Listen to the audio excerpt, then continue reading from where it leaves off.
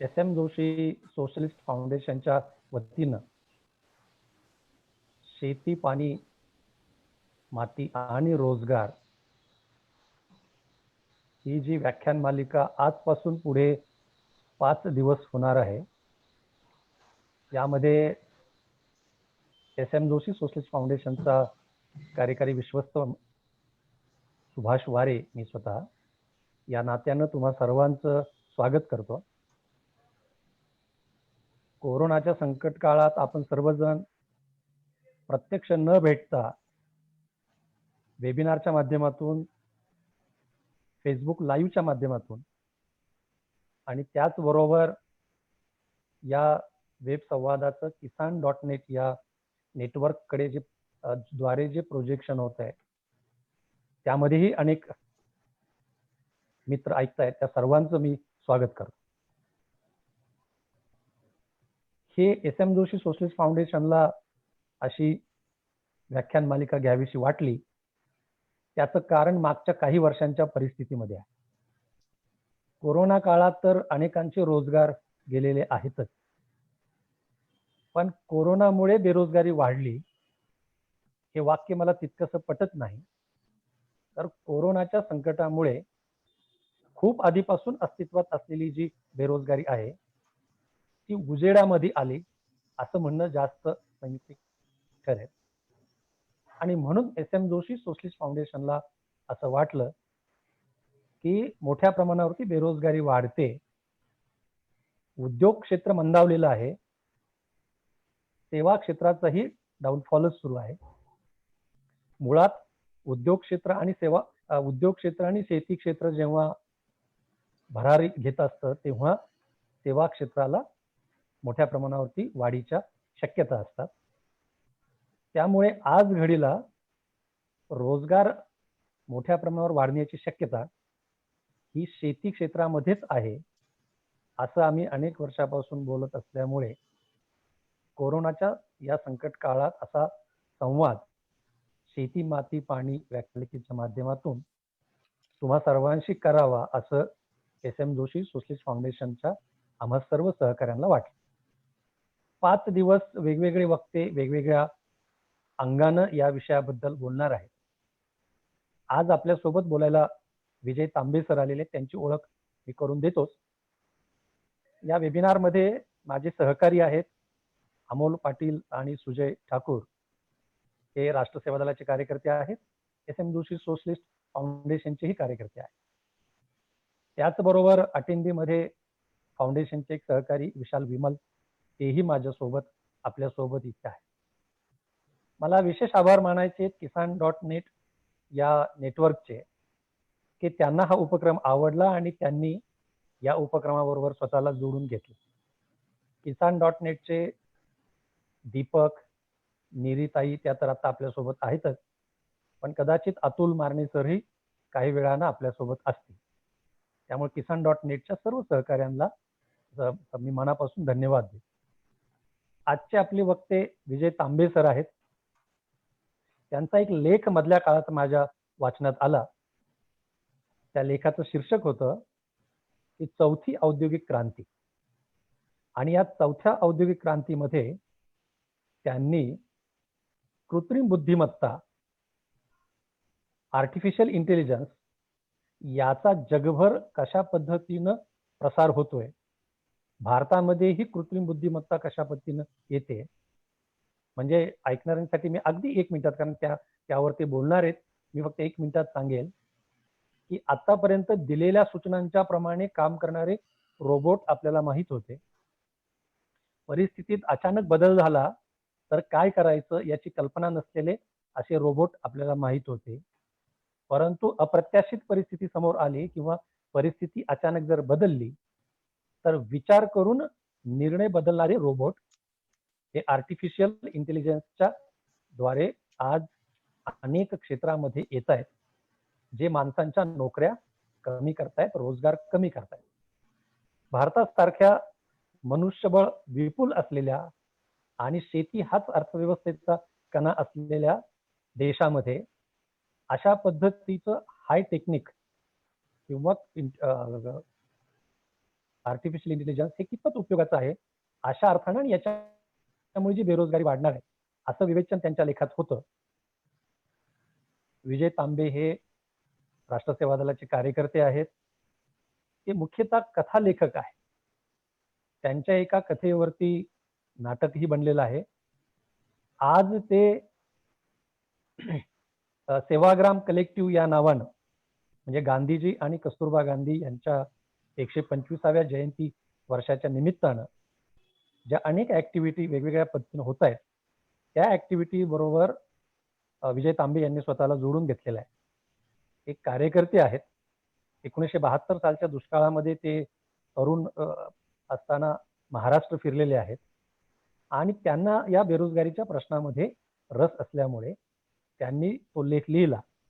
मला असं वाटलं की शेतीमध्ये रोजगाराच्या किती शक्यता आहेत याबद्दल पुढचे 4 व्याख्यान आपण करणार आहोत, ज्याच्यामध्ये महाराष्ट्र राज्याचे माजी अतिरिक्त मुख्य सचिव, जे कृषी सचिव पण होते, असे नानासाहेब पाटील उद्या बोलणार आहेत, ज्यांनी शेतकरी उत्पादक कंपन्या मोठ्या प्रमाणावरती स्वतःही निर्माण केलेली आहे आणि शेतकरी उत्पादक कंपन्या सुरू करण्यासाठी ज्यांना सल्लागार म्हणून बोलवलं जातं असे सुनील पोटे हे परवा दिवशी आपल्याबरोबर बोलणार आहेत.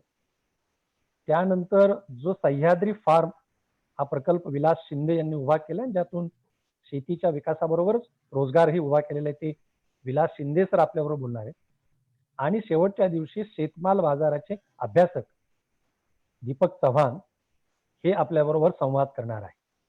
त्यामुळे 8 तारखेपर्यंत हा संवाद SM जोशी सोशलिस्ट फाउंडेशन आणि kisan.net यांच्या एकत्रित सहकार्यातून आपल्यासमोर येणार आहे. त्याचं पहिलं लेक्चर विजय तांबेंनी घ्यावं असं आम्हाला वाटलं, कारण चौथी औद्योगिक क्रांती, आर्टिफिशियल इंटेलिजन्स, अगदी साधी उत्पादनं असणाऱ्या क्षेत्रात सुद्धा जे उच्च तंत्रज्ञान येत आहे, ज्यामुळे नोकऱ्या जात आहेत, या सगळ्याचा रोजगारावर काय परिणाम होतोय आणि नवे रोजगार कुठल्या क्षेत्रात असण्याची शक्यता आहे, त्याचं एक सुतोवाच हे विजय तांबे सरांनी आपल्याबरोबर करावं, या भूमिकेतून विजय तांबेंना आपण बोलवलेलं आहे. आता झूम वेबिनारमध्ये kisan.netच्या नेटवर्क थ्रू आणि फेसबुक लाईव्ह अशा तिन्ही ठिकाणी ऐकणाऱ्या सर्व मित्रांचं, मैत्रिणींचं मी पुन्हा एकदा SM जोशी सोशलिस्ट फाउंडेशनच्या वतीने आभार मानतो.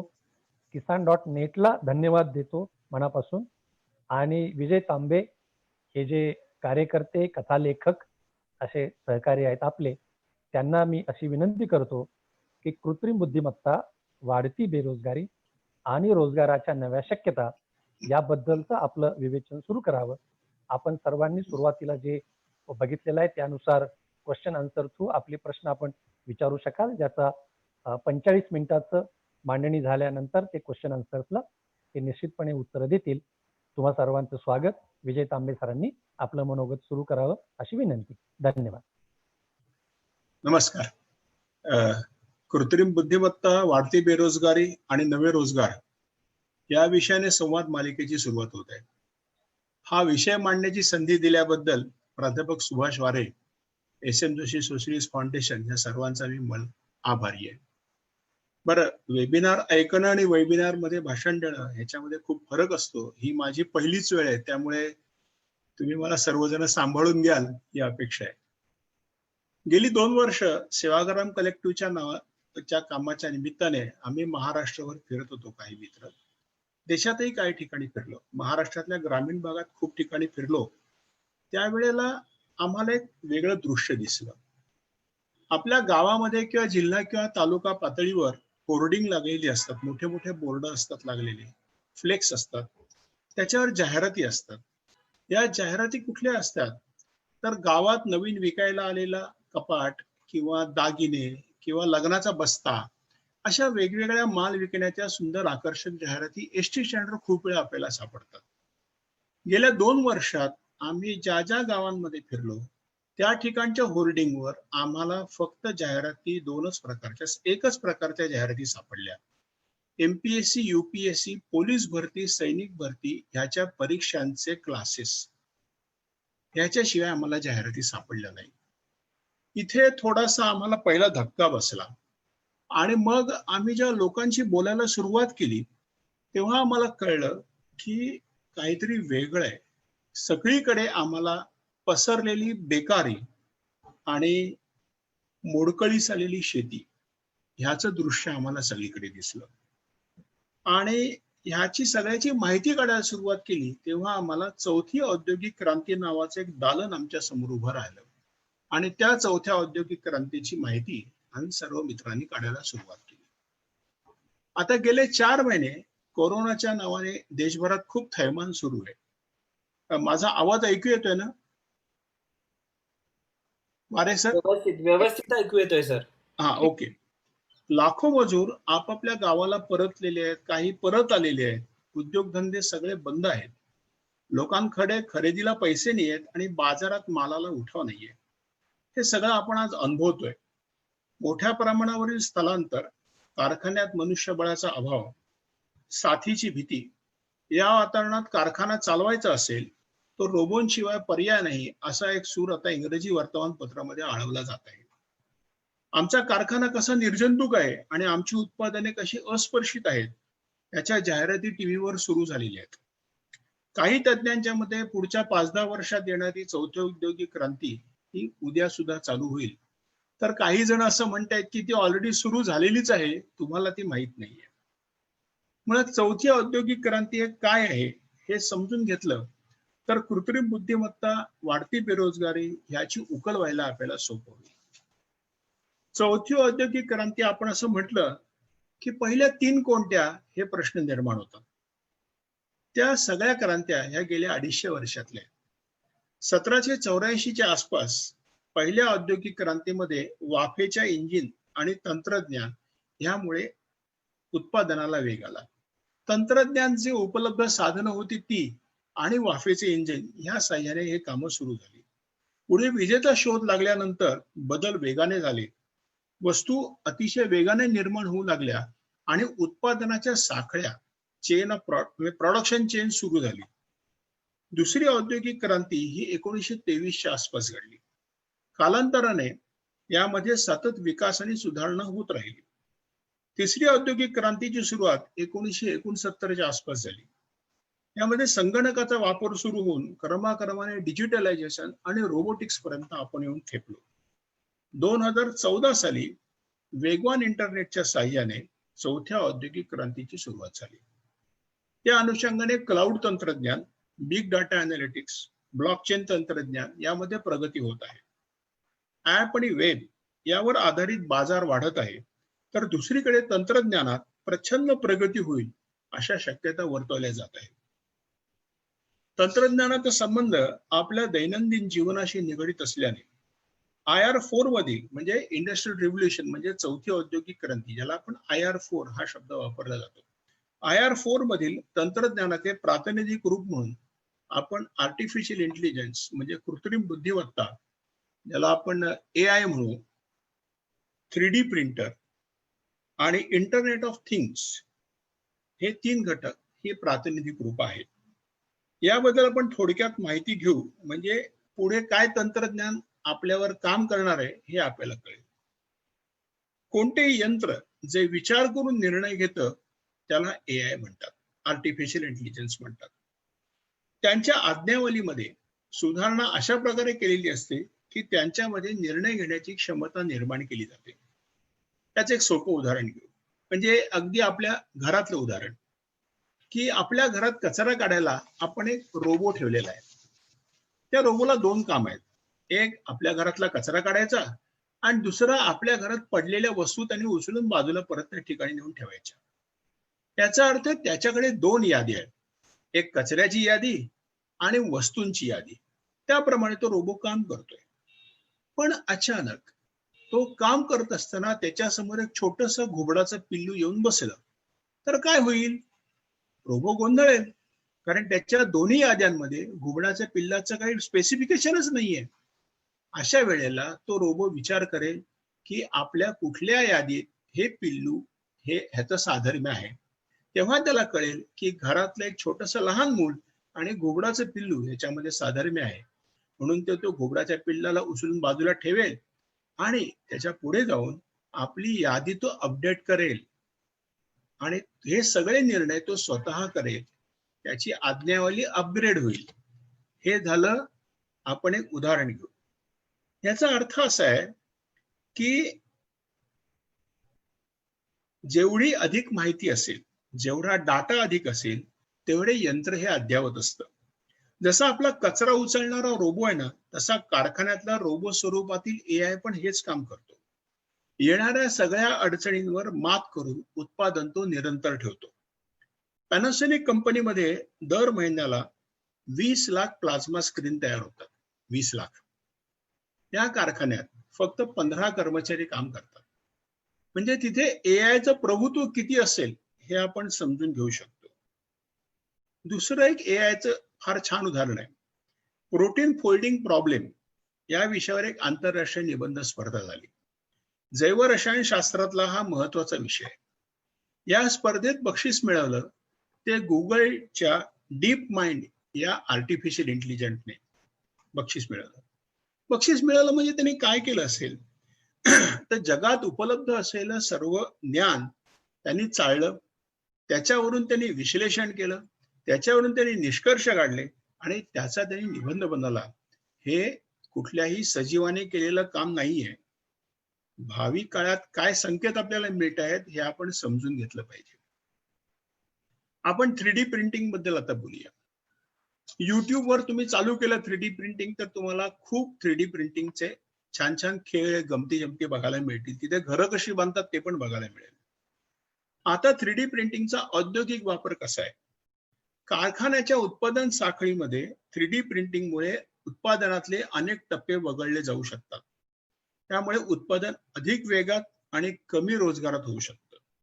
त्यातला दुसरा मुद्दा असा आहे की जेव्हा मोठा कारखाना असतो त्याला लागणारे छोटे छोटे स्पेअर पार्ट्स आणि साधनं बनवायचे अनेक छोटे, मध्यम, लघु उद्योग, सूक्ष्म उद्योग किंवा अगदी असंघटित उद्योग पण असतात. अगदी छोट्या छोट्या पातळीवर त्याच्यातून खूप रोजगार निर्माण होतो. म्हणजे एखादा स्क्रू बनवणं, छोटासा स्पेअर पार्ट बनवणं हे काम करणारे छोटे छोटे कारखाने असतात. आता 3D प्रिंटर आल्यानंतर ह्या सगळ्याची गरज राहणार नाहीये. एक 3D प्रिंटर एका कारखान्यासाठी ही कामं सगळी करू शकेल. जर्मनीचं आता 3D प्रिंटरचा एक दृश्य स्वरूपातलं उदाहरण घेऊ की जर्मनीच्या सिमेन्स कंपनीमध्ये कमरेचे आणि गुडघ्याचे नकली सांधे बनवायचं काम चालतं. आता हे किती व्यक्तिगत प्रॉडक्ट आहे, उत्पादन आहे की प्रत्येकाच्या सांध्याचं माप वेगळं आहे. जर सांधा बनवायचा असेल तर आपली माप बिप त्यांना त्याप्रमाणे पाठवायला लागतात आणि मग त्यांचे इंजिनियर्स त्याच्या मॉडेल बनवून वगैरे काम करून ते तुम्हाला पूर्वी 3 ते 4 महिन्यांनी ते मिळत असेल, त्या नकली सांधे वगैरे. आता 3D प्रिंटर आल्यामुळे ग्राहकाचा तपशील त्यामध्ये भरला की 3 ते 4 तासात तुम्हाला तुमचे नकली सांधे मिळतात आणि परत इंजिनियरची गरज नाहीये. हे 3D प्रिंटरचं काम आहे. ऑफ थिंग्स काय सगळं एकमेकांशी कनेक्टेड आहे. कृत्रिम बुद्धिमत्ता, 3D प्रिंटर आणि पुढे internet of things. Internet of things म्हणजे वस्तूंनी एकमेकांशी संपर्क करणे. म्हणजे काय?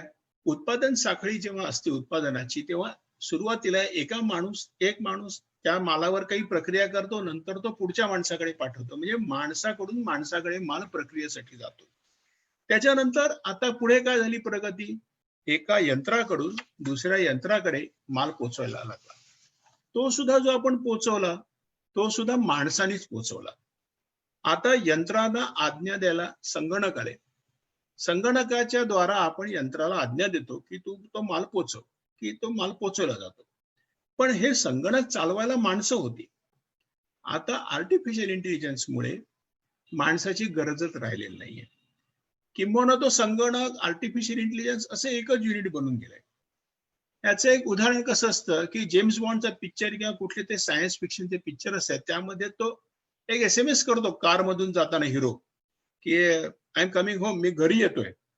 घरी आपोआप AC चालू होतो, कॉफी मेकर चालू होतो, अशी वेगवेगळी यंत्र चालू होतात.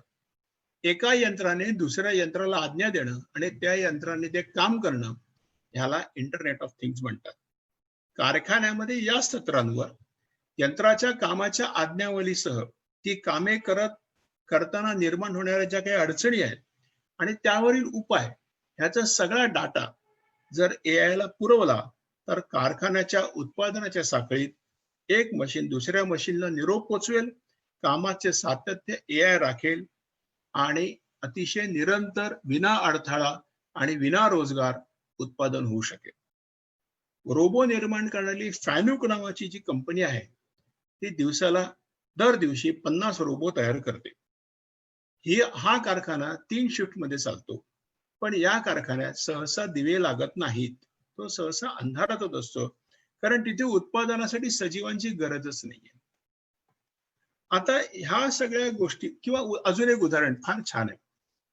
स्युबोट्स नावाची कंपनी आहे. स्युबोट्स ही अमेरिकेतली कंपनी आहे.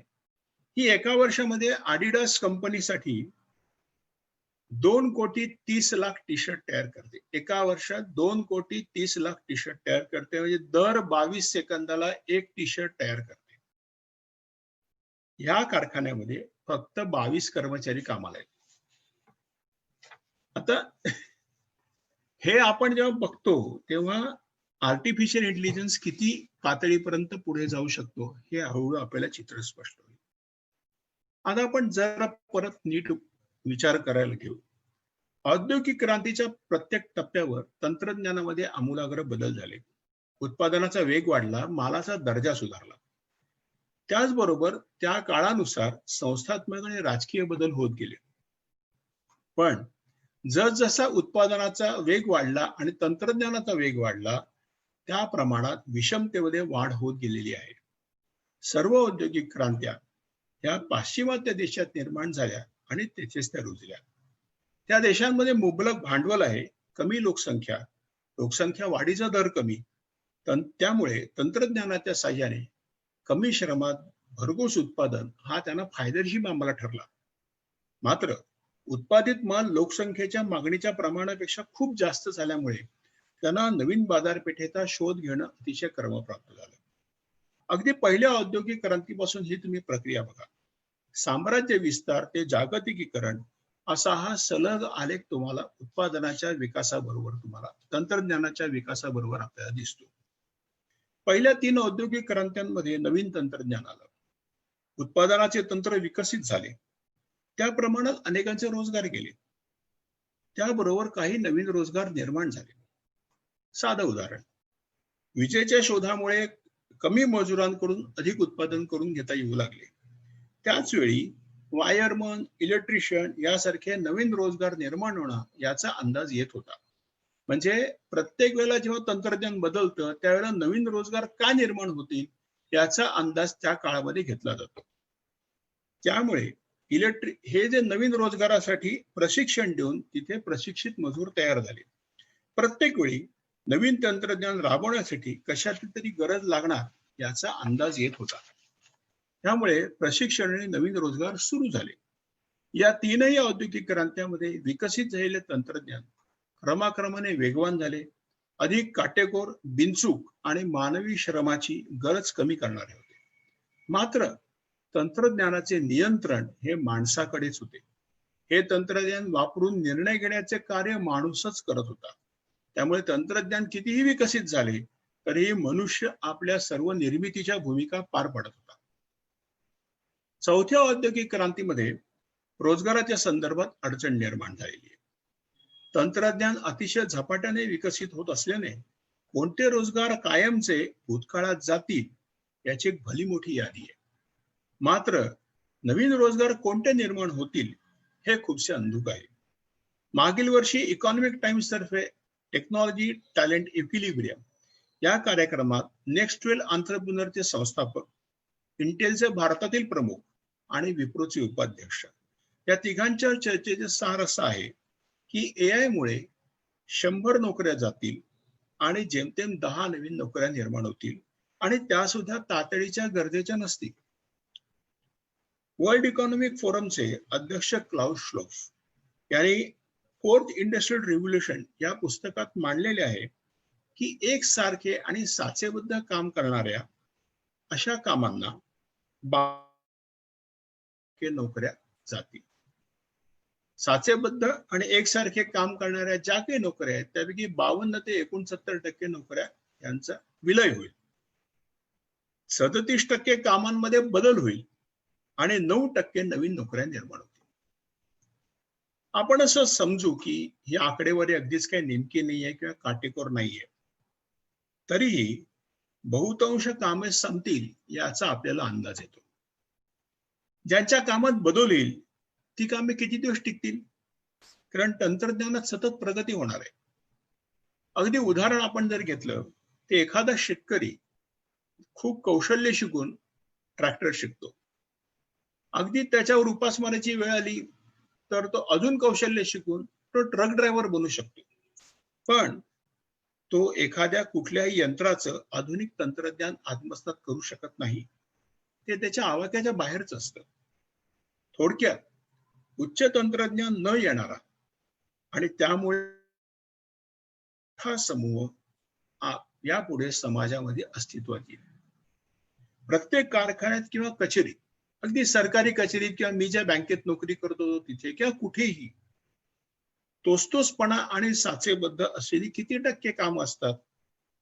हा प्रश्न जर आपण स्वतःला विचारला तर आपल्याला धडकी भरेल की किती लोकांच्या नोकऱ्या जातील. कारण तोचतोचपणा आणि साचेबद्ध काम ह्याच्या पुढे एआय करणार आहे. जेव्हा माणसे कामावर ठेवण्यापेक्षा एआय किफायतशीर होईल त्यावेळेला माणसांचे काम संपलेले असेल. मग कोणत्या रोजगारांना मागणी असेल? क्लाउस श्वाफ लिहितात, नवनिर्मितीचा विचार करणारे, चौकटी बाहेरचा विचार करणारे विश्लेषक, इंजिनियर्स आणि प्रोग्रामर्स यांचे महत्व वाढेल. एखाद्या विषयात स्पेशलायझेशन करण्यापेक्षा आंतरविद्या शाखांमध्ये रस असणाऱ्या मिश्र सांस्कृतिक क्षमतांना अधिक मागणी असेल. जरा कठीण वाटतंय. आपल्या जेवढी संस्कृती ही गुंतागुंतीची आहे, जेवढा समाज गुंतागुंतीचा आहे, तेवढी एआय ला माहिती भरणं हे खूप कठीण आहे. सरळसोट माहिती भरणं सोपं असतं. गुंतागुंतीच्या माहितीचा अभ्यास करणाऱ्या माणसांना यापुढे डिमांड असेल. स्पेशलायझेशन म्हणजे काय? तर एखाद्या विषयात अधिक सखोल माहिती, अधिक माहिती, त्या विषयाचं सखोल ज्ञान. मात्र हे सर्व आम्ही त्या एआय मध्ये भरलेलं आहे की कृत्रिम बुद्धिमत्ता. त्यामुळे आम्हाला स्पेशलायझेशनची गरज नाहीये. आम्हाला गुंतागुंतीची माहिती कोण सांगेल, त्याच्याबद्दल कोण आम्हाला डाटा क्रिएट करून देईल, त्यांची आम्हाला गरज आहे. मात्र तंत्रज्ञानात सतत बदल होत असल्याने माणसाला स्वतःचे अस्तित्व टिकवण्यासाठी सातत्याने नवनवीन प्रशिक्षण घेऊन अद्ययावत राहणे गरजेचे बनेल आणि त्यातून मानसिक तणाव निरंतर राहील. हे निरीक्षण त्यांचे. जेवढा वैविध्यपूर्ण माहितीचा साठा अधिक, तेवढा एआय हा प्रगत असतो. एआय साठी वेगवेगळ्या प्रकारची अधिक माहिती उपयुक्त होत राहणारच आहे. त्या माहितीचे विश्लेषण एआय करेल. भावी काळात माहिती म्हणजे डाटा, त्याचं मोल हे सर्वाधिक असेल आणि भावी काळातलं भांडवल हे डाटा आहे. म्हणूनच विविध प्रकारचा डाटा भरण्यासाठी स्पेशलायझेशन पेक्षा मिश्र सांस्कृतिक जाण असणे अधिक महत्वाचे ठरेल. या सगळ्याची महत्वाची आणि खरी मेख ही आहे की अधिकाधिक डाटा भरणे म्हणजे पुढचे रोजगार बंद होणे. डाटा भरल्यावर त्या मानवाचं काम संपेल, सजीवाचं काम संपेल, पुढचं काम तो एआय करेल. सुधारित प्रगत एआय ते काम करू लागेल. निवृत्त झालेल्या माणसाच्या जागी ते काम करायला दुसरा माणूस नेमण्याची गरज भासणार नाही. तंत्रज्ञानाचा परिणाम फक्त उद्योगधंद्यावर नाही, शेतीतही होणार आहे. अमेरिकेत आयरोनॉक्स नावाची कंपनी संपूर्ण शेती ही सेन्सर्स वापरून करते. त्यांना 30 पट अधिक फायदा मिळतो. अमेरिकेत 2% जनता शेतीवर अवलंबून आहे. भारतात 50%पेक्षा जास्त शेतीवर अवलंबून आहे. खते, रसायने वापरून आपण शेती करत असलो तरी अशा प्रकारचे तंत्रज्ञान इथं नसल्यानं भरपूर रोजगार देणारं शेती हे अजूनही क्षेत्र आहे. कापूस वेचायचं काम करणारे रोबो तयार करायचं काम सुरू आहे. किफायतशीर रोबो बाजारात उपलब्ध झाल्यावर कापूस वेचणी करणाऱ्या शेतमजुरांचे भवितव्य काय असेल याचा आपल्याला विचार करावा लागेल. पहिल्या 3 औद्योगिक क्रांत्यांमध्ये माणसांपेक्षा वेगाने काम करणारी यंत्रे होती. संगणकासह विविध यंत्रे हे काम चोखपणे बजावत होती. आता AI माणसाच्या विविध कौशल्यांपेक्षा निर्णय क्षमतेपेक्षा श्रेष्ठ ठरण्याची चिन्ह दिसत आहे. माणसाच्या कार्यक्षमतेवर आधीच मात झालेली होती, आता बुद्धीवरही मात होत आहे. मानवाने स्वतःच्या तंत्रज्ञानाच्या साहाय्याने स्वतः पुढेच प्रश्नचिन्ह निर्माण केलेले आहे. यापुढे माणसाने काय करावे हा प्रश्न पुढे उभा राहणार आहे. कामगाराची अकुशलता ही त्या त्या काळातील तंत्रज्ञानानुसार ठरत असते. त्यामुळे तंत्रज्ञानामुळे जे परिघाबाहेर फेकले जातील ते कितीही क्वालिफाईड असतील, हायर एज्युकेशन वाले असतील, उच्च विद्या विभूषित असतील, तरी ते अकुशल कामगारच ठरले जातील. अस्तित्वातील बेरोजगार आणि अकुशल कामगार यांचे प्रश्न सोडवण्याचे काम AI करणार नाही. ते काम चौथ्या औद्योगिक क्रांतीचं नाही. चौथ्या औद्योगिक क्रांतीचं काम काय आहे? स्वयंचलित तंत्रज्ञान, कृत्रिम बुद्धिमत्ता इत्यादी आधुनिक तंत्रज्ञानाद्वारा बिना रोजगार उत्तम, सुबक, नेटकी आणि वेगवान वस्तू निर्मिती आणि त्याच अत्याधुनिक तंत्रज्ञानावर आधारित त्याचे विक्री आणि विपणन म्हणजे मार्केटिंग करणे. 4G तंत्रज्ञानानंतर आता 5G तंत्रज्ञान येऊ घातलेले आहे. ऍपवर आधारित विक्री आणि सेवांचा विस्तार 4Gच्या काळात झाला. 5G नंतर अजून प्रचंड मोठ्या प्रमाणावर बदल अपेक्षित आहेत. मात्र यासाठी निरंतर मुबलक ऊर्जा आणि दणकट इंटरनेट आपल्याला गरजेचं आहे. सध्या देशातील मोजकी शहरं सोडली तर लोड शेडिंग सर्वत्र आहे आणि ही स्थिती झटपट सुधारणे शक्य नाही. त्यामुळे समृद्धीची बेटे तयार होतील, त्या बेटांवर अजून छोटी श्रीमंतीची बेटे तयार होतील. ती बेटे टिकवता यावीत म्हणून अख्खा देश राबेल, यातून पराकोटीची विषमता निर्माण होईल. गेल्या काही वर्षात आपण जॉबलेस ग्रोथ हा वाक्प्रचार आपल्या कानावरून अनेकदा गेलेला असेल. काय जॉबलेस ग्रोथ? आपल्याला आकडेवारीवरून स्पष्ट होतं, तरी आपण ते डेफिनेशनच्या प्रमाणे समजून घेऊ. सकल राष्ट्रीय उत्पादन म्हणजे जीडीपी. जीडीपी हा जसा वाढतो तो कसा वाढतो? तर आपण अधिक श्रम खर्च केले की त्यातून अधिक उत्पादन निर्माण होतं. म्हणजे जीडीपी वाढला की रोजगार वाढला असा एक साधा तर्क आहे. जीडीपी 3% वाढतो त्यावेळी बेरोजगारी 1% कमी होते असा एक सर्वसाधारण ठोकताळा आहे. गेल्या 40 वर्षातली एक तुलनात्मक आकडेवारी अजीज प्रेमजी विद्यापीठाच्या सेंटर फॉर सस्टेनेबल एम्प्लॉयमेंटने सप्टेंबर 2018 मध्ये प्रकाशित केली. खरं तर जीडीपीचे वाढीचे आणि रोजगार निर्मितीचे दर एकमेकाला पूरक असायला हवेत. मात्र या आकडेवारीत ते एकमेकाच्या विरोधी आहेत. जीडीपी वाढत असताना रोजगार निर्मिती घटत गेलेली आहे. ही तर ऑटोमेशनची सुरुवात आहे. या ऑटोमेशनच्या कामाला गती मिळाली की ग्रोथचे वाटेकरी, जॉबलेस ग्रोथ मधल्या फक्त ग्रोथचे वाटेकरी हे मोजके असतील आणि जॉबलेसचे तांडे आपल्याला सर्वत्र दिसतील. आजही पुणे, लातूर या ठिकाणी खेड्यापाड्यावरून आलेले हजारो तरुण तरुणी हे MPSC UPSCच्या परीक्षेत यशस्वी होण्यासाठी वर्षानुवर्षे अथकपणे अभ्यास करत असतात. हा जॉबलेस ग्रोथचा साईड इफेक्टच आहे. जसजसं तंत्रज्ञान बदलतं, रोजगाराचं स्वरूप बदलतं, त्याप्रमाणे शिक्षण व्यवस्थेत बदल अपेक्षित असतात. बदलत्या स्थितीला अनुरूप अशी शिक्षण व्यवस्था घडवावी लागते. आतापर्यंत अकुशल कामगारांचा पुरवठा हा स्थानिक पातळीवर होत असे. अर्धकुशल किंवा काही विशिष्ट विषयापुरते कुशल हे आपल्याला जिल्हा पातळीवरील ITI मधून मिळत असत आणि कुशल कामगार जे निर्णय घेण्याच्या क्षमतेपर्यंत येतात ते इंजिनिअरिंग कॉलेजमधले विद्यार्थी आपल्याला मिळत असत. आजच्या घडीला ही सर्व कामे टिकून राहतील की नाही याबद्दल आपल्याला साशंक आहोत. अजित प्रेमजी विद्यापीठाच्या या सस्टेनेबल एम्प्लॉयमेंट सेंटरने दुसरा अभ्यास मांडलेला आहे. त्यांच्या अभ्यासामध्ये त्यांनी असं म्हटलेलं आहे की एकंदर बेरोजगारामध्ये शिक्षण आणि रोजगार यांचे प्रमाण व्यस्त आहे. जेवढे शिक्षण आपलं अधिक आहे तेवढे आपली बेरोजगारी पण अधिक आहे. बेरोजगारांमध्ये पदविका, पदवीधर आणि पदव्युत्तर मंडळींचे प्रमाण सर्वाधिक आहे. उच्च शिक्षितांमध्ये बेकारीचे प्रमाण जास्त असताना ग्रेट लर्निंग कंपनीच्या पाहणीनुसार डेटा सायन्स, मशीन लर्निंग आणि AI या क्षेत्रात आंतरराष्ट्रीय पातळीवर प्रतिभा नसल्याने आणि कौशल्य नसल्याने त्या जागा रिकाम्या आहेत. नवीन तंत्रज्ञानासाठी निर्माण होणाऱ्या नवीन नोकऱ्यांना कोणती कौशल्य लागतील, त्या कौशल्य शिक्षणाचा आपल्या अभ्यासक्रमात आपण कसा अंतर्भाव करावा, कोणते नवीन अभ्यासक्रम आखावेत, यासाठी राष्ट्रीय पातळीवर विचार मंथन झालेले मला तरी आढळले नाही.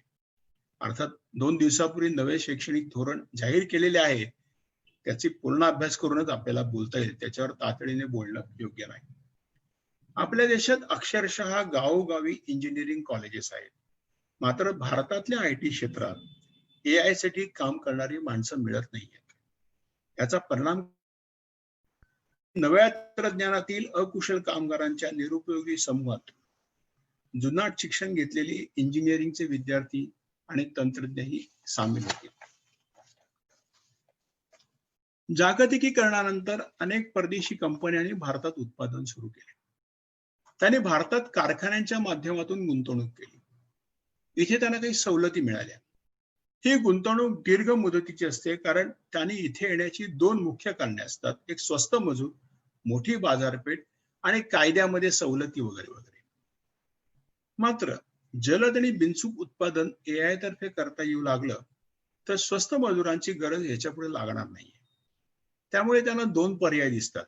एकतर कारखाने मूळ देशात घेऊन जायचे किंवा बाजारपेठ जिथे असेल तिथेच आपला कारखाना ठेवायचा, मात्र त्या कारखान्याचा त्या देशाला काहीच उपयोग होणार नाही, कारण ते बिनमजुरांचे कारखाने असतील.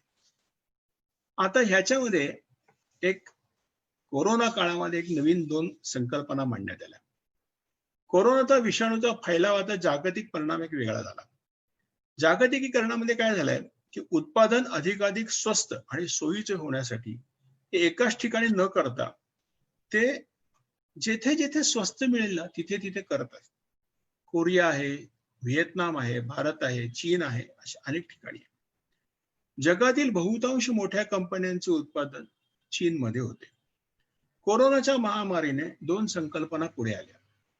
नियर शोअर म्हणजे आपल्याच घरात किंवा आपल्या देशात, आणि बॅक शोअर म्हणजे शेजारच्या देशात किंवा जवळपासच्या ठिकाणी उत्पादन करणे.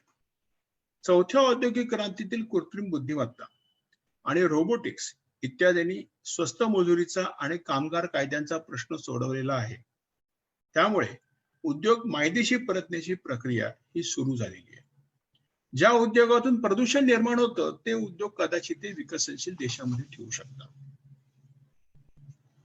यापुढे असा अंदाज आहे की परदेशी गुंतवणूक ही वित्त बाजारात अधिक होईल.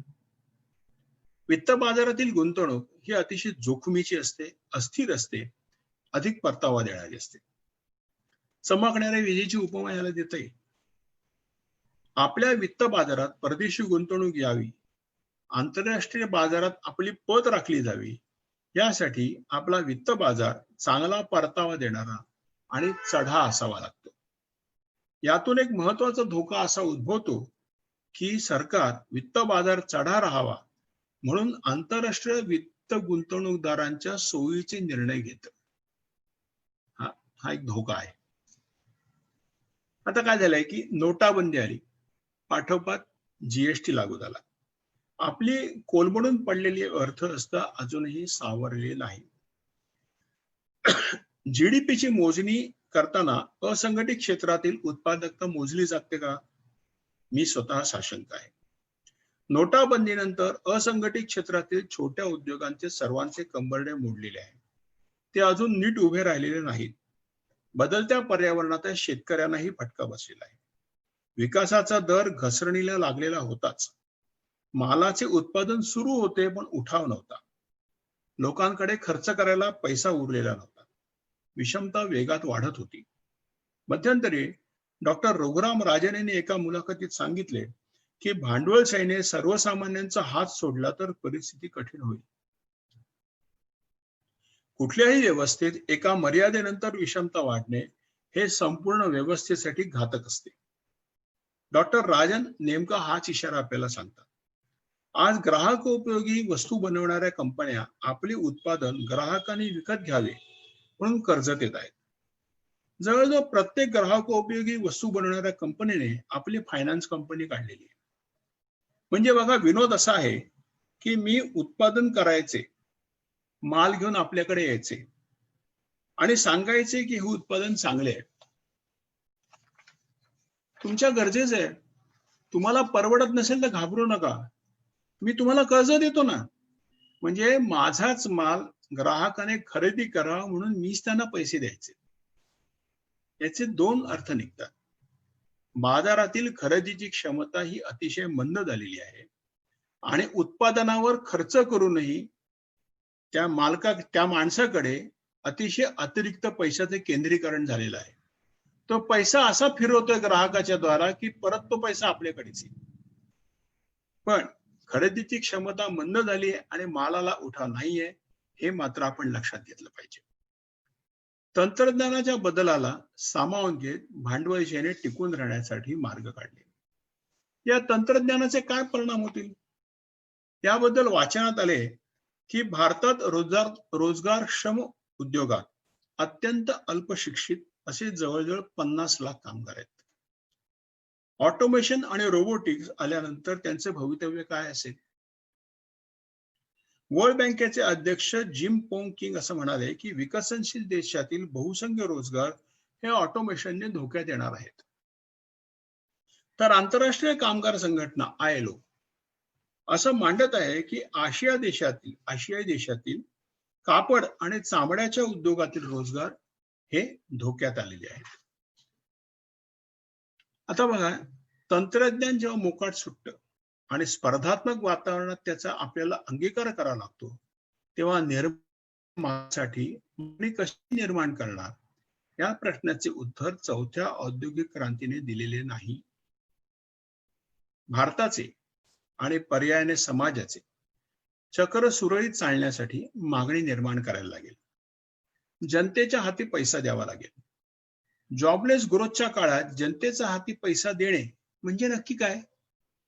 आपण नोकऱ्या देऊ शकतच नाही आहोत, पण खरेदी करण्यासाठी लोकांच्या हातात पैसे द्यायचे आपल्याला. 2019च्या लोकसभा निवडणुकीच्या वेळी युबीआयची चर्चा पुढे आली. युबीआय म्हणजे universal basic income. Universal basic income. काँग्रेसचे नेते राहुल गांधींनी असं जाहीर केलं की सत्तेवर आलो तर आम्ही युबीआय देऊ. भाजप सत्तेवर आले आणि त्यांनी प्रथमच मर्यादित पातळीवर युबीआय सुरू केला. आम्ही तुम्हाला रोजगार देऊ शकत नाही, तुमचे जीवनमान उंचावायला आम्ही सक्षम नाही आहोत, अक्षमच आहोत, पण आम्हाला तुमची हलाखीची स्थिती बघवत नाहीये आणि आम्ही तुम्हाला ठारही मारू शकत नाही. म्हणून कृपया हे पैसे घ्या आणि मरेपर्यंत जगा, असा युबीआयचा मी स्वतः अर्थ काढतो. चौथी औद्योगिक क्रांती इथे अवतरल्यानंतर रोजगाराची निर्मिती ही शून्याच्या आसपास राहील अशी ही भीती व्यक्त होत आहे. मग हा गाडा चालवायचा कसा? ही कोंडी फोडायला युबीआय शिवाय पर्याय नाही असं तज्ञांचं मत आहे. सरसकट युबीआय द्यावा सर्व लोकांना की निवडक कुटुंबांना द्यावा आणि जीडीपीच्या किती टक्क्यामध्ये द्यावा, ही सगळी अर्थशास्त्रीय चर्चा करतायत. पण युबीआय घेणारा माणूस तो काय विचार करत असेल? म्हणजे त्या माणसाच्या मनुष्यपणाला काही अर्थ प्राप्त होणार आहे का?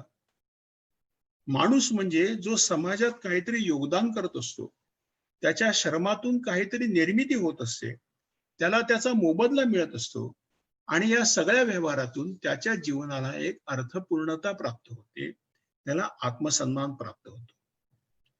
मात्र युबीआयचा लाभार्थी जो समाजात काहीच योगदान देणार नाहीये, त्याच्या श्रमाची आणि कौशल्याची समाजाला काहीही गरज नाहीये, त्याच्या अस्तित्वाचा अर्थ काय आहे? तो मरत नाही म्हणून तो जगतोय. लाभार्थी ह्या आत्मसन्मान शून्य असणार आहे. मग त्या व्यक्तीला रसरसून जगण्याची इच्छा निर्माण होईल का? पूर्ण रिकाम्या वेळेत तो सर्जनात्मक काम करू शकेल का? त्याच्या आत्मसन्मानाची किंमत जर कोडी मोल असेल तर तो सर्जनात्मक काम करेल की विध्वंसक काम करेल? या शक्यता आपल्याला तपासायला हव्यात. एक साधं उदाहरण घेऊ. बीड जिल्ह्यातून जवळजवळ 1.5 लाख ऊस तोडणी कामगार दरवर्षी पश्चिम महाराष्ट्रात येतात. मोसमात ऊस तोडणी करतात आणि मोबदला घेऊन घरी परततात. ते मजूर आहेत. ते कायम गरीब अवस्थेतच असतात. कष्टाने मिळवलेला पैशाचा आत्मसन्मान त्यांच्याकडे आहे. ही 1.5 लाख मजूर मंडळी चोऱ्या, दरोडे किंवा गुंडगिरी करून अधिक पैसे कमावू शकतात. पण तसं करण्याचा विचार त्यांच्या मनाला का शिवत नाही? कारण त्यांचा आत्मसन्मान त्यांना हे काम करायला परवानगी देत नाही. अगदी तळ्यातल्या श्रमिकापासून सर्वांना आत्मसन्मान असतो. समाजात त्या त्या पातळीवर त्याचा मान ठेवला गेला, त्या आत्मसन्मानाचा मान ठेवला गेला तरच समाजाचा गाडा सुरळीत चालतो. चौथ्या औद्योगिक क्रांतीतून माणसाचा आत्मसन्मान जपला जाईल का याची मला शाश्वती वाटत नाही. चौथ्या औद्योगिक क्रांतीतून कोणकोणते तंत्रज्ञान निर्माण होईल? तर रस्त्यावर ड्रायव्हर शिवाय गाड्या धावतील, मोठे मोठे 3D प्रिंटर पटापट घरे बांधतील, अशा अनेक सुरस, रंजक आणि दिपून टाकणाऱ्या कहाण्या आपल्याला आढळून येतात. अनेक पुस्तकांमध्ये या गोष्टी वाचायला मिळतात, वर्तमानपत्रात वाचायला मिळतात. मात्र वर्ल्ड इकॉनॉमिक फोरमचे माजी अध्यक्ष आणि चौथ्या औद्योगिक क्रांतीचे जन्मदाते क्लाउस श्वाब हे रोजगार निर्मितीबाबत साशंक आहेत. कॉन्फेडरेशन ऑफ इंडियन इंडस्ट्रीज आणि रोलंड बर्जर कन्सल्टंट यांनी मिळून भारतातील चौथ्या औद्योगिक क्रांतीबद्दल एक अहवाल तयार केलेला आहे. त्यामध्ये रोजगार निर्मिती आणि पर्यावरणावरील परिणाम यावर मांडणी नाही. देशात प्रवेश करणारे तंत्रज्ञान कधीही वाजत गाजत येत नसते. कारखाने नवीन तंत्रज्ञान आणतात, त्याचा कुठेही गाजावाजा होत नसतो. ते मीडियाला माहीत नसतं. फक्त अत्याधुनिक कारखाने आपली भरती हळूच बंद करून टाकतात. आम्ही नोकऱ्या देत नाही हे कोणीही प्रेस कॉन्फरन्स घेऊन सांगत नाही किंवा त्याची बातमीही होत नाही. महाराष्ट्रातील मोठ्या उद्योगातील 5 वर्षापूर्वी असलेली कामगारांची संख्या आणि आजची संख्या याची माहिती काढल्यास ही तफावत आपल्याला कळून येईल. यापासून शेती उद्योगही दूर राहू शकत नाही. थोडक्यात आपल्याला भावी काळात काही सुखाचे दिवस येतील हे विसरण्याची वेळ आलेली आहे. समाजात ढोबळमानाने 2 वर्ग राहतील. सर्जक, कल्पक आणि रचनाकार जो आपल्या उत्पन्नाचे साधन टिकवून ठेवण्यासाठी सतत बदलत्या तंत्रज्ञानाशी मिळते जुळते घेत प्रचंड तणावग्रस्त अवस्थेत राहील. आणि दुसरा वर्ग येईल निरुपयोगींचा. अशिक्षित, शेतमजूर, शहरातील अकुशल कामगार, त्यांच्याबरोबर असतील तंत्रज्ञानाने घरचा रस्ता दाखवलेले अनेक उच्च विद्या विभूषित आणि पदवीधर. हताश, थकलेल्या, तणावग्रस्तांचा आणि निरुपयोगींची संख्या सातत्याने वाढवणारा हा समाज असेल. आपल्या जीवनात साहित्य, संगीत, कला, क्रीडा, गप्पाटप्पा, कहाण्या, सणवार, नातीगोती असे अनेक पैलू आहेत. या सगळ्या वातावरणात हे पैलू टिकून राहतील का? हे चित्र निराशाजनक आहे, मान्य, पण अतिरेकी नाहीये. जगात या विषयावर याही पेक्षा अतिशय फारच निराशाजनक किंवा टोकाचं लिहून आलेलं आहे. मूळ मुद्दा असा आहे, मग आपण काय करायचं? आपल्याला पर्याय काय? कोरोना विषाणूने जगभर गोंधळ घातलेला असला तरी तो येण्यापूर्वीपासूनच मंदीचं सावट होतं. मार्च महिन्याचा GDP हा गेल्या 19 वर्षात सर्वात कमी होता वगैरे ही आकडेवारी नंतर आली. आपल्या देशात आर्थिक मंदीचं सावट होतं. बेरोजगार मुले मुली सर्वत्र दिसत होते. तंत्रज्ञानाने पाय रोवलेले हेही दिसत होते. त्याचे होणारे दुष्परिणाम आता मी सांगितले. मात्र आपण ही परिस्थिती बदलवू शकतो. हे तंत्रज्ञान आपल्या उद्दिष्टांसाठी राबवू शकतो असा आत्मविश्वास आपल्यामध्ये असायला हवा.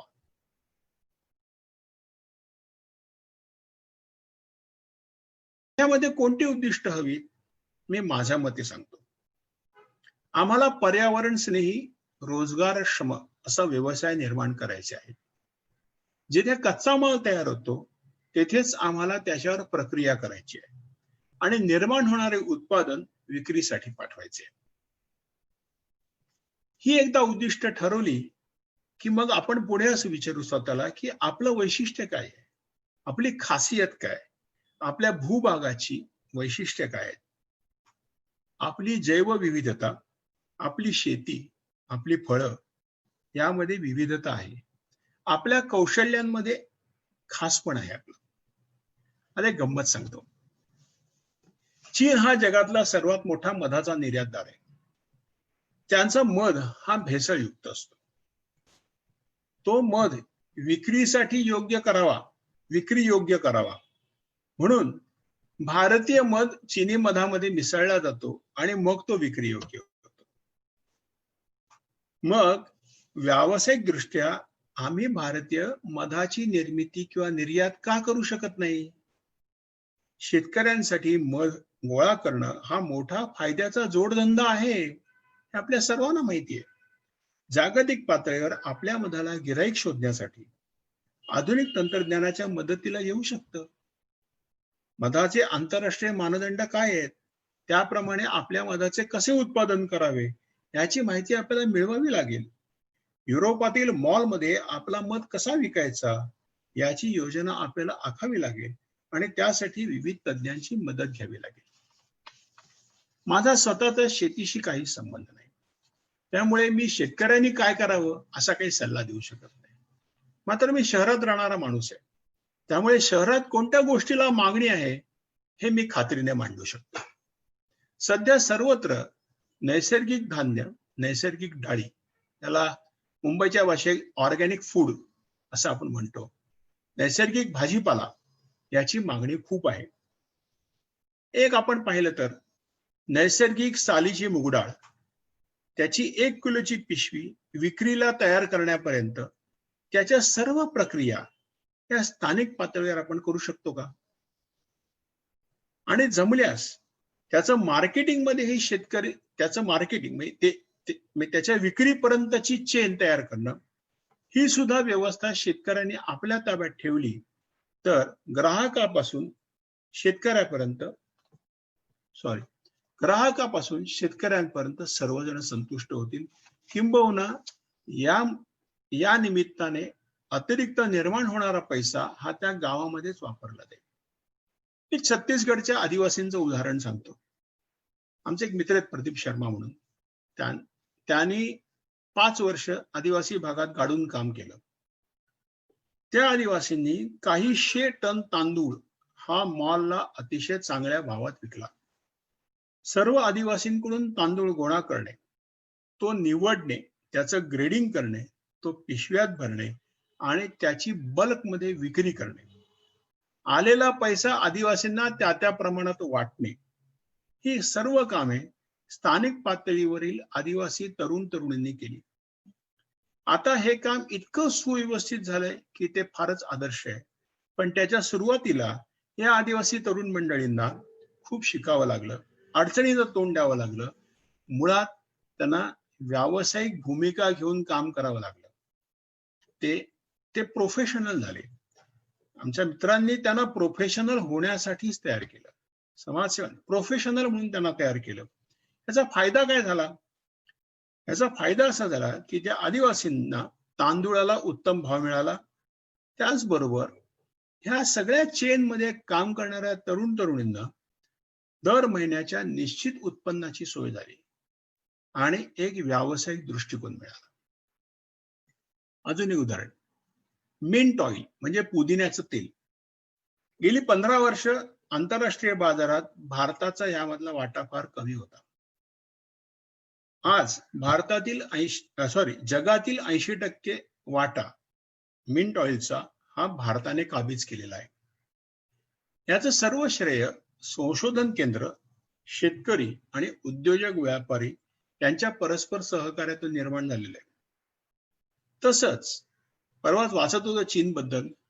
आयुर्वेदिक वनस्पती आणि त्यांचे अर्क हे चीनमधून एक्सपोर्ट जास्त होतात भारतापेक्षा.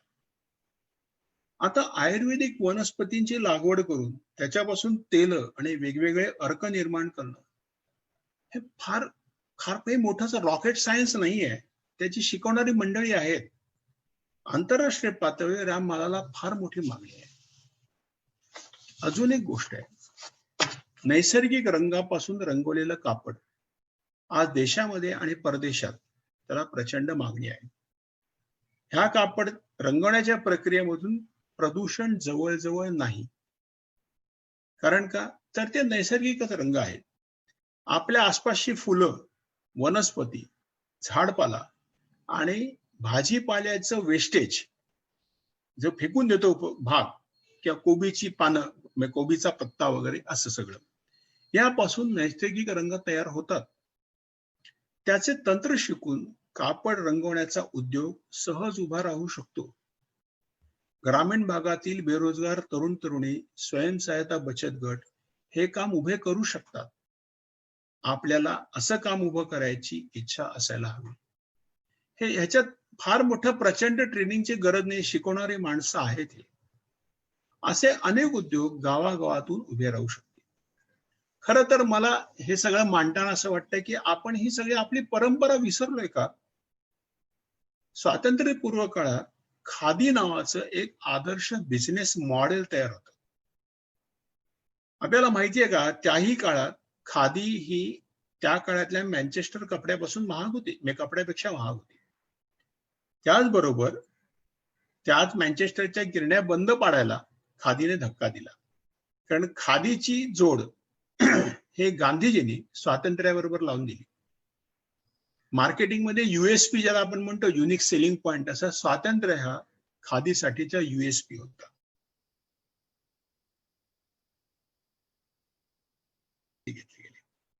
आज जर अमेझॉनवर तुम्ही टाईप करून पाहिलं ताडगुळाची, तर तुम्हाला अतिशय सुंदर वेष्टनामध्ये अतिशय महाग तो ताडगुळ विकत मिळतो. का नाही आपण बनवू शकत? अमेझॉनवर विकावा की महाग, काय हरकत आहे? ज्यांना हवा असेल ते खातील. अगदी आजही मुंबईच्या लोकल रेल्वे स्थानकावर मिळणारं नीरा हे आरोग्यदायी पेय हजारो वंचितांना रोजगार मिळवून देतं. त्या काळातील हे अनेक आविष्कार जे होते गांधीजींनी ग्रामोद्योगाच्या द्वारे केलेले, हे सर्व आविष्कार हे सर्जक, कल्पक आणि चौकटी बाहेरचे होते. ते त्या काळातले चौकटी बाहेरचे होते.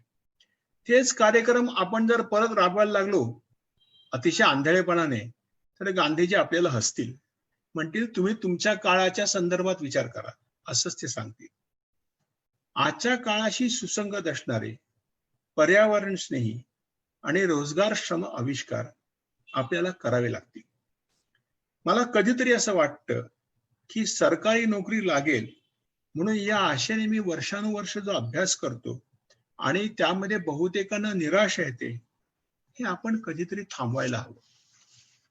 तंत्रज्ञानाच्या आक्रमक रेट्याला आपल्याला तोंड द्यायचं असेल तर आपली इच्छाशक्ती कायम ठेवून सर्वांना सोबत घेऊन नवनवीन प्रयोग करावे लागतील.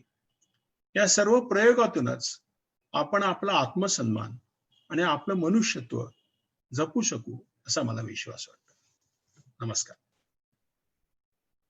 सर, बोला.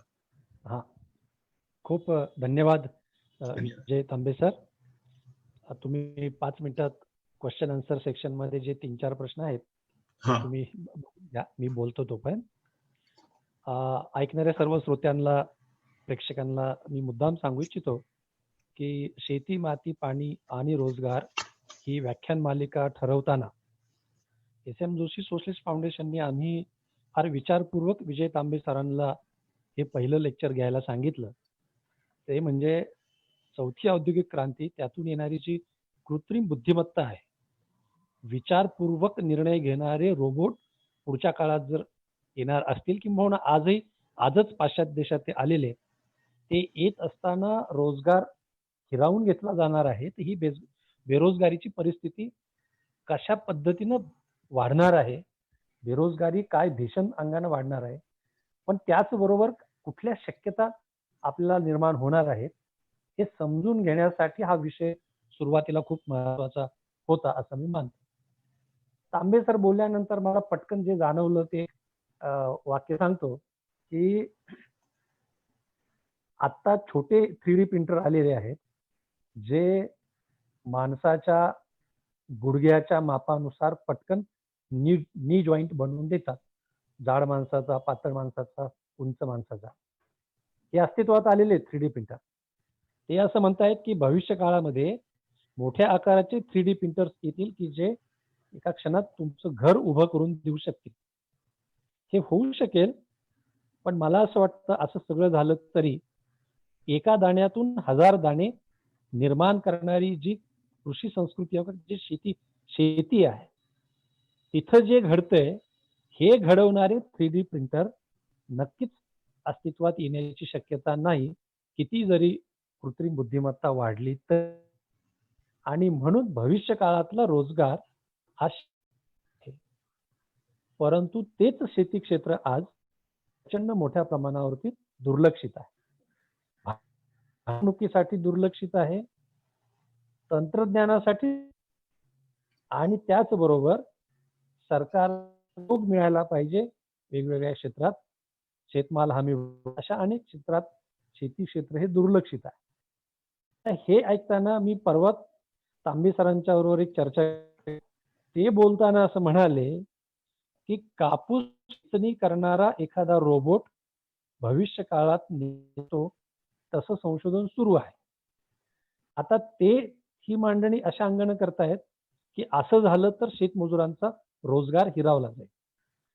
पण मी परवा त्यांना म्हणालोच, आणि ते सहमती आहेत माझ्याशी, की परळी तालुक्यातल्या माझ्या एका सहकार्याशी वेगळ्या कारणाने आम्ही जेव्हा झूम बैठकीत बोलत होतो, तेव्हा तो असं म्हणाला, माझा सहकारी, मी तिकडचाच आहे, मी सतत जाते असतो, मी दुष्काळी भागातला 1 एकरचा खातेदार आहे. आज चित्र असं आहे, मनावरती कोरोनाच्या लॉकडाऊनमुळे घर गमावलेले लोक गावाकडे गेलेले असून सुद्धा मराठवाड्याच्या अनेक भागात पाऊस चांगला झालाय, बरी आहेत, पुढेही पावसानं साथ द्यावी अशी अपेक्षा आहे. मात्र आज जी शेतीची कामं आहेत तिथे मिळायला तयार नाहीत. रोजगार गमावल्यानं शहरातून गेलेले लोक शेतीत काम करायला जायला आजही कमीपणाचं मानतात. अशा याच्यामध्ये जर शेतकऱ्यांच्या समोरची मजुरांची उपलब्धता हीच एक मोठी समस्या असेल, तर कापूस वेचणी करणाऱ्या रोबोटचं कदाचित शेतकरी स्वागतच करतील, जरी त्याच्यामुळे रोजगार कमी होणार असला तरी. त्यामुळे ही गुंतागुंत आहे आपल्याकडची. ही गुंतागुंत म्हणजे शेती फायद्याची नाही आणि शेतीत काम करणाऱ्याला प्रतिष्ठा नाही. कारण शेतकऱ्याच्या पोरांना आज त्यांची लग्न जमत नाहीत, ही वस्तुस्थिती आहे. बायका मिळत नाहीत. त्यामुळं अशा ह्या गुंतागुंतीच्या परिस्थितीत आपल्याला या सगळ्या गोष्टींचा विचार करायचा आहे. म्हणून तांबे सरांच्या या पहिल्या लेक्चर नंतर जी पुढची 4 लेक्चर्स होणार आहेत, उशिरा जॉईन झालेल्यांच्यासाठी मी मुद्दाम रिपीट करेल की महाराष्ट्र राज्याचे माजी कृषी सचिव आणि त्याचबरोबर अतिरिक्त मुख्य सचिव म्हणून काम केलेले जे नानासाहेब पाटील आहेत, जे स्वतः शेतकरी आहेत, सध्या अमेरिकेत आहेत, परंतु ते चीनला जाऊन आलेले आहेत, शेती करतायत, आणि म्हणून शेतीमधल्या उद्याच्या नवीन संधी काय आहेत याबद्दल नानासाहेब पाटील आपल्याशी या पार्श्वभूमीवर बोलणार आहेत. त्याचबरोबर सुनील पोटे नावाचे आमचे युवा सहकारी, शेतकरी उत्पादक कंपनी स्थापन केलेली आहे त्यांनी, आणि शेतकरी उत्पादक कंपनी स्थापन करण्यासाठी मार्गदर्शक म्हणून त्यांना महाराष्ट्राच्या बाहेरही अनेक ठिकाणी बोलवलं जातं. तर शेतकरी उत्पादक कंपन्या भविष्यामध्ये काय नेमकी बदल घडवू शकतात, ग्रामीण जीवनामध्ये कसा रोजगार उपलब्ध करून देऊ शकतात, याबद्दल सुनील पोटेंना आपण ऐकणार आहोत. त्याचबरोबर विलास शिंदे, जे सह्याद्री फार्मच्या माध्यमातून एक मोठं नाव झालेले शेती क्षेत्रात, त्यांनाही ऐकणार आहोत. कृषी क्षेत्रातला नवा रोजगार. आणि आता एक प्रश्न विचारला गेलेला आहे क्वेश्चन आन्सर मध्ये एक्सपोर्ट पॉलिसीचा, की ज्याचं उत्तर आपले शेवटच्या व्याख्यानातले वक्ते अधिक चांगल्या पद्धतीने देऊ शकतील, जे दीपक चव्हाण आहेत, जे शेतमाल बाजाराचे अभ्यासक आहेत. ठिकठिकाणच्या शेतमाल बाजाराचं काय चित्र आहे आज, त्याच्या आधारे ते काही सल्लाही देतात. असं म्हणजे कृत्रिम बुद्धिमत्तेमुळे कमी होत जाणारा रोजगार आणि समोर येणारी आव्हानं, किंवा शेती क्षेत्रामध्ये कृत्रिम बुद्धिमत्तेमुळे नवीन काय संधी निर्माण होणार आहेत, या पार्श्वभूमीवर पुढची 4 व्याख्यानं एका सूत्रात बांधल्याप्रमाणे होणार आहेत. आज जसा तुम्ही सर्वांनी सहकार्य केलं, असंच पुढचे 4 दिवस आपण हे पुढे घेऊन जाऊया. मी तांबे सरांना मी अशी विनंती करेन की त्यांनी प्रश्न बघितलेले असतील तर त्यातले क्रमशः थोडक्यात उत्तर सर्वांसाठी आता द्यावी. मग आपण पुन्हा शेवटी समारोपाकडे जाऊया. तांबे सर. अच्छा, बोलू? हो. हा, क्वेश्चन आन्सर मध्ये खूप वेगवेगळे प्रश्न आहेत. मी काहीच प्रश्न घेतो जे मला योग्य वाटतात ते, कारण सर्व प्रश्नांचं उत्तर एक तर प्रज्वला तट्टेंनी फार छान मांडलंय की export doesn't depend on the Indian exporter, it depend on the will of the European American countries to import. हे मान्य, म्हणजे आंतरराष्ट्रीय राजकारणाचा भाग आहे. पण महाद्राक्ष किंवा महाग्रेप नावाचे मोठी संस्था ही महाराष्ट्रामध्ये उभी राहिली आणि त्यांनी आंतरराष्ट्रीय पातळीवर द्राक्षाच्या बाजारामध्ये टक्कर दिली. आता पुढे काय झालं, एकदा टक्कर देऊन ते उतरले, कदाचित त्यांनी मार खाल्ला असेल, पण तरी त्यांची प्रगती आहे. त्यामुळे आपण हा प्रयत्न करणं याच्याशिवाय मला काही दुसरा पर्याय वाटत नाही. मधाच्या बाबतीत जागतिकीकरणाचा फायदा असा आहे की आपल्याला बाजारपेठ जागतिक करता येते का ह्याचा आपण सतत विचार करायला हवा. उमेश कदम यांचा प्रश्न असा आहे की आयार का वी फोरम मधील तज्ञांना वाटतं की बेरोजगारी वाढत आहे, वर्ल्ड इकॉनॉमिक फोरमला आयार का थांबवत नाहीत. पण त्यांचा संबंध बेरोजगारीशी नाहीच आहे, त्यांचा संबंध हा उत्पादनाशी आहे. आणि आयारमुळे वस्तूंच्या किमती कमी होतील की वाढतील. वस्तूंच्या किमती कमी होणं किंवा वाढणं हे जसं उत्पादनाच्या किमतीवर, उत्पादन खर्चाच्या किमतीवर अवलंबून असतं, तसं बाजारातल्या अनेक फोर्सेसवर अवलंबून असतं. संजय मंगू असा प्रश्न विचारतायत की चळवळी प्रामुख्याने आंदोलनकारी राहिलेल्या आहेत, त्यांना रचनात्मक ट्रॅकवरचा गिअर बदलणार कसा? I mean, the organization need to focus more on the reconstructive activities. How to achieve it? एक उदाहरण देतो. म्हणजे माझ्यापेक्षा संजय मंगू चळवळीतले अतिशय अनुभवी व्यक्ती आहेत. तरी मी एक उदाहरण देतो. आमचे कामगार नेते मित्र आहेत. मी आणि प्रदीप खेलूरकर त्यांच्याशी IR फोरवर बोलत होतो. ते म्हणाले, अरे कसला काय बोलता का? अहो म्हणाले, आमच्या युनियनचे 5 वर्षापूर्वी 3000 मेंबर होते, आता फक्त 300 मेंबर राहिलेत. रोजगारच नाहीये, रोजगारच नाही, गेली युनियन संपली आमची. गंमत अशी आहे की मला ह्याच्यामध्ये आंदोलनाबद्दल जेव्हा संजय मंगू म्हणतायत तेव्हा मला मी लिहिलेलं थोडं वाचून दाखवतो, जे मी साधनेच्या लेखामध्ये म्हटलं होतं, पण ते आता फार मोठं होईल म्हणून मी ते गाळलं होतं.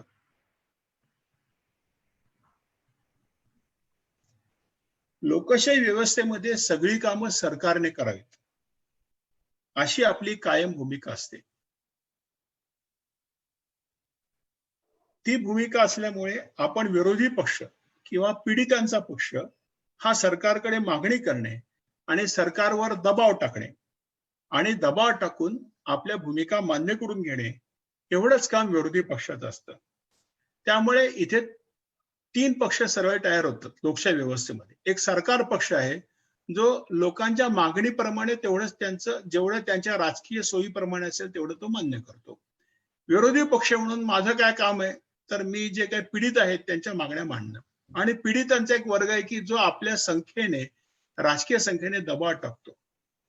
ह्या तिघांची कामं आपापली इतकी फिक्स आहेत की ह्याच्यामध्ये सर्जकता कुठे आहे? ह्याच्यामध्ये सर्जकता नाहीच आहे. आहे तो गाडा समाजाच्या व्यवस्थित चालवण्यासाठी सगळ्या आंदोलकांना आपली हयात घालवायला लागते. त्यामुळे आपण सर्जक कसं करणार काम?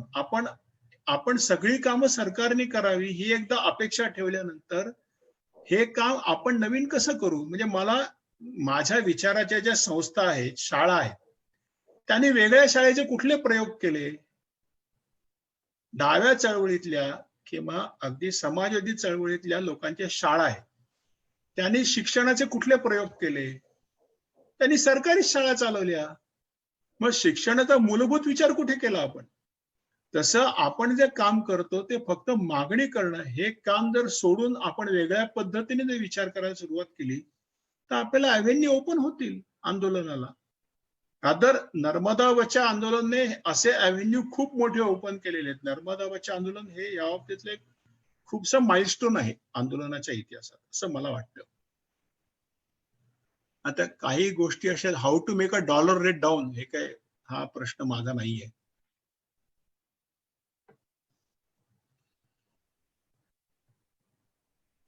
नाशिकच्या मधुकर दुबेने प्रश्न विचारलाय की नोकऱ्या कमी झाल्यानंतर do we have to go for a universal income. हा निर्णय राजकीय असतो, हा निर्णय फक्त अर्थशास्त्रीय नसतो असं मला वाटतं. त्यामुळे तो असा पटकन सांगता येणार नाही, कारण युनिव्हर्सल इन्कम मुळे काही होईल असं मला स्वतःला काही वाटत नाही. तुम्ही किती देणार लोकांना? युनिव्हर्सल बेसिक इन्कम मधून मनुष्य फ्रीज, टीव्ही, टेप रेकॉर्डर विकत नाही घेऊ शकत आहे, चांगला मोबाईल नाही विकत. युनिव्हर्सल बेसिक इन्कम म्हणजे सर्व्हायवल लेवलची इन्कम आहे. आणि एवढी आपली ऐपत आहे का मुळात, हा एक प्रश्न आहे. सर मला वाटतं आपण थांबवा. हा नाही, मी थोडस बोलतो. अजून कुठले फेसबुकचे प्रश्न आहेत का? फेसबुकची आता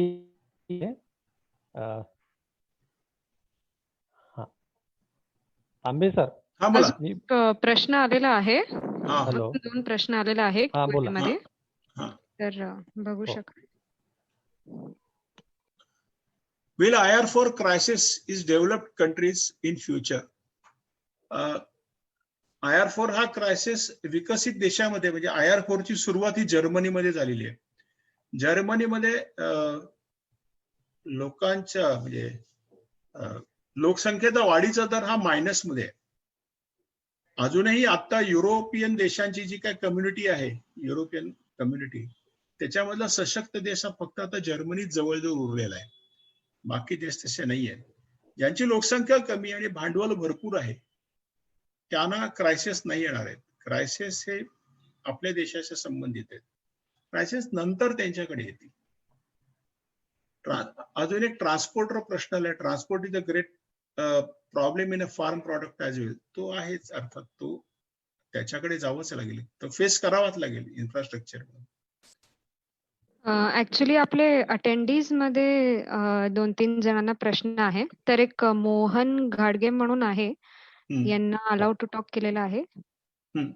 घाडगेजी, तुम्हाला खाली म्यूट असेल बटन दिसत, तर स्वतःला अनम्यूट करून प्रश्न विचारू शकता. मोहन घाडगेजी बोला. हॅलो. हा बोला. हा बोला बोला मोहनराव.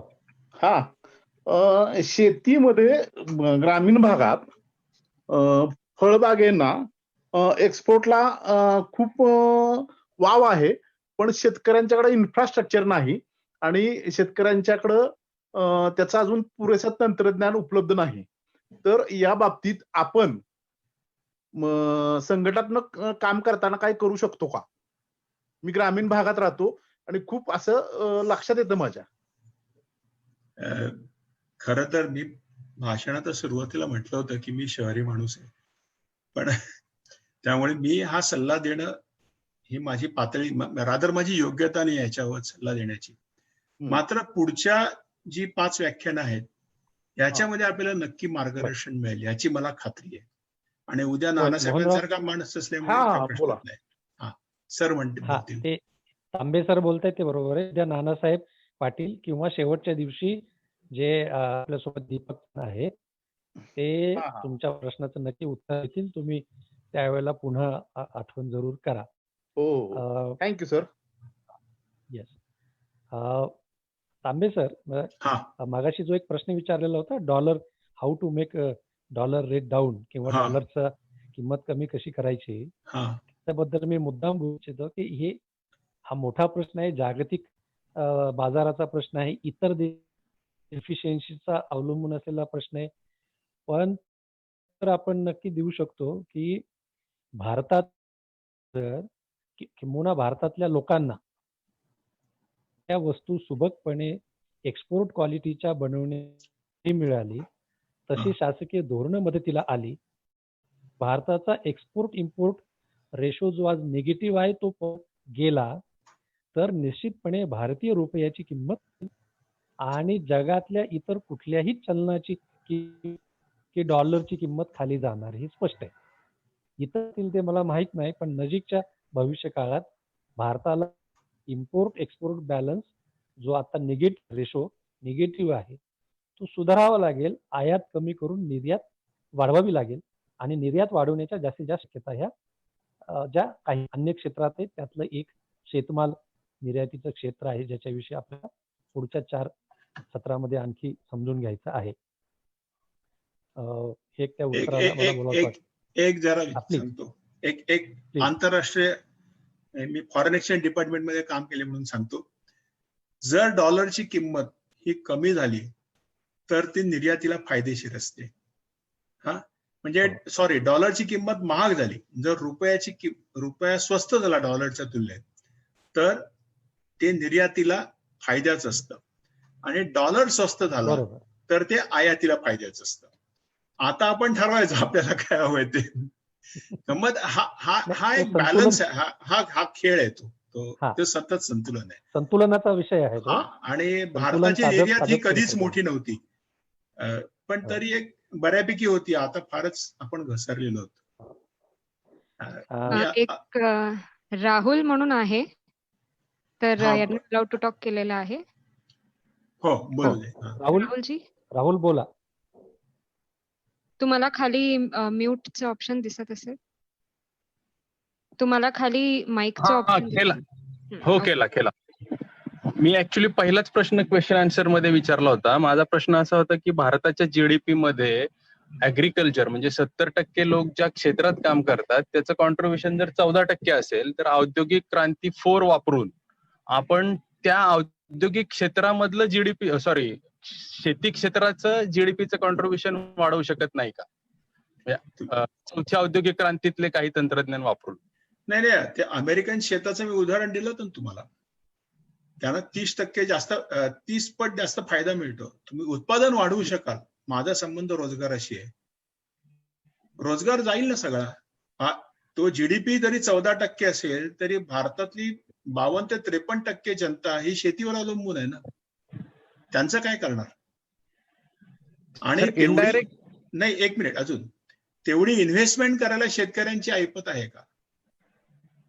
म्हणजे परत कुठली तरी कंपनी येणार, हे लक्षात घ्या. आणि आता कंपनी फार्मिंग म्हणजे जसं पेप्सी एखादं शेत विकत घेईल ते करेल तसं. चौथ्या औद्योगिक क्रांतीचा फायदा घेऊन एखादी कंपनी तसं शेत करू शकेल.